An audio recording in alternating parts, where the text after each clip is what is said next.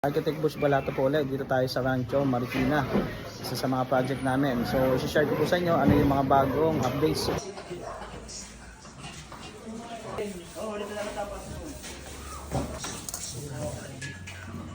So as of na po, bali ongoing tiling works tayo ng swimming pool. So meron na tayong tiles dito sa pinaka-coping niya. And gumamit tayo ng 15 by 15 tiles. So 15 by 15 tiles to. Ceramic tiles. And dito naman sa wall, gumamit tayo ng mosaic, glass mosaic. So ito yung maliliit na glass like mosaic tiles. So maganda po to sa pagdating sa swimming pool. Kasi advantage ng glass mosaic, makinis siya and magaan sa wall, hindi ganun kabigatan. So pag kinabit din, mas mabilis siya. So ito is ilang araw lang namin kinabit.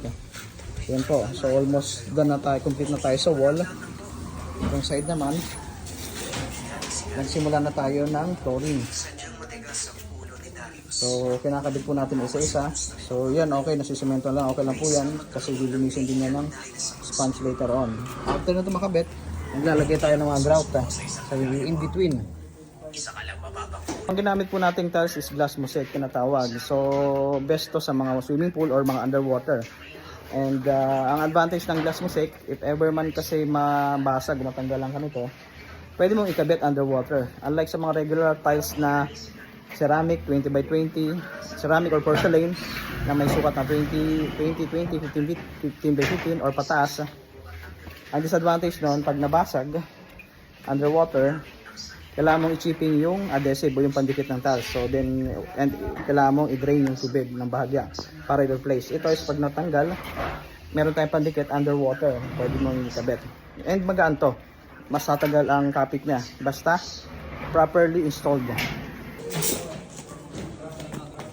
Then isa pang update, maliban dito sa swimming pool wall, meron na tayong bubong sa car park. So naglagay tayo ng insulation, mapapansin nyo, insulation foam na merong aluminum sheet and meron tayong foam. So sa taas nung gumamit tayo ng long span roof. So mapapansin nyo, same slope siya sa doon sa main building natin. Kasi ang project natin, ang building, yung bahay, makikita nyo, isang shed type o ibig sabihin lean-to or isang slope lang, naka-slope one way. So ganun din yung bubong natin. So kung anong sloping o degrees ng bubong, so same din sa mismong car park. So ito is car park, pinadagdag lang ni client. So additional lang yan kasi gusto niya may bubong ng mga sasakyan niya. So ang sasakyan natin yung parking natin merong 4 na sasakyan. So dito po mapapansin natin yung main door natin meron ng PVC cladding. So tawag dito sa mga nilalagay natin sa wall, cladding. So anything na itatakpan mo yung wall mo, pwedeng tawaging tiling works or cladding. So usually ang term na cladding ginagamit din sa mga stone cladding. Ito PVC ang ginamit natin, parang kahoy siya. So maliban sa dito sa cladding sa main door, naglagay din tayo ng cladding dyan, pang accent wall. So ito is pinaka-chan I-beam. So kailangan kong makita yung I-beam profile. Pipinturahan natin to ng black maliban to sa black na cladding. So ito is kinabit lang natin, pinad. So ang advantage kasi ng cladding, less painting works. Minsan kasi mahirap mag-painting. So sobrang daming painting works, nakakapagpabagal ng progress. So ito is install na lang, kabit ng kabit, mabilis na. So hindi mo na kailangan i-varnish, i-primer, and maraming system. So ito mas gusto ko mabilisan na lang para accurate mismo yung finishing natin. So isa rin sa major update natin yung ceiling. Ayan. So ang ceiling, so magmamit din tayo ng PVC. So WPC po yan. So kung gusto mo malaman, gumamit ako ng Polywood. So ang brand name is Polywood.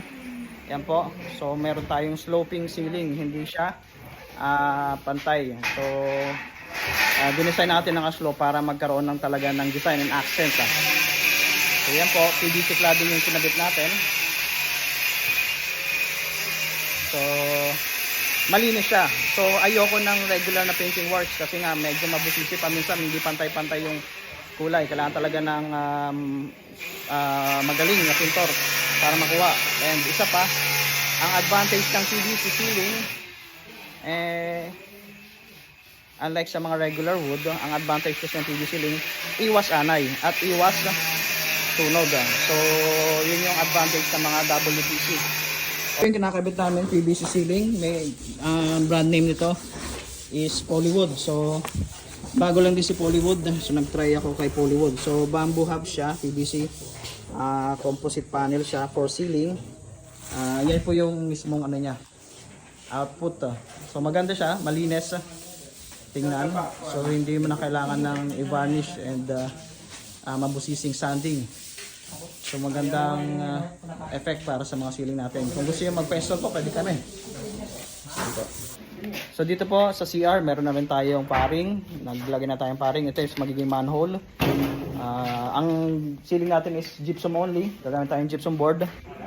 So, ito yung parang brittle na ceiling board. Parang chalk. So, gypsum board ang tawag sa kanya. So, yung ginagamit natin instead na plywood. Kasi hindi na tayo gumagamit ng plywood since ang gypsum board is fire rated. As hindi ganun masusunog agad.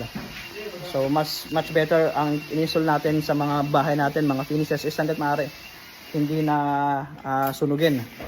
So, para hindi agad safe tayo sa indoor. So, isa pa, ito yung isang side naman. So, naglagay tayo ng cladding dito. So, PVC cladding din siya, yung black ka. So, ito naman yung pinaka I-beam. So, pipinturahan ko ng itim, papipinturahan ng itim para at least another accent. Kasi yung ilalim ng I-beam, ito yung magiging aluminum sliding door. So, lapit na po, konti na lang. Nirarush namin to para at least makapag-move tayo sa ibang project. So, major works namin is styling works na lang. So, wala na tayong major na kakabit at i-install or i-construct. So, konti na lang po. So, flooring ng tiles and flooring tiles din sa flooring dito sa loob, indoor. So, ceiling, ongoing naman tayo. Then dito, wala naman tayong gagawin na. So, yung mismong window na lang. And dito, painting walls na lang. Hindi naman siya kailangan i-cladding. So, depende pa kay owner kung ipapa-additional niya. Magkaroon tayo ng cladding walls dito. So, yun lang po update natin sa araw nito. So, salamat po sa panonood ng aming construction vlog. And if ever man gusto niyo magpagawa ng bahay o magpagawa ng swimming pool, contact niyo po ako sa number na ito. And pwede niyo pong ipakot sa amin mga swimming pool na gusto niyo. We offer seminar din pagdating sa swimming pool. So, basic swimming pool construction and maintenance. So, nag-offer kami ng online and face-to-face. So, punta nyo lang po na yung page namin o PM kami kung interesado kayo. So, again, this is Architect Bush po. Thank you sa panonood and please like the video and subscribe. Thank you.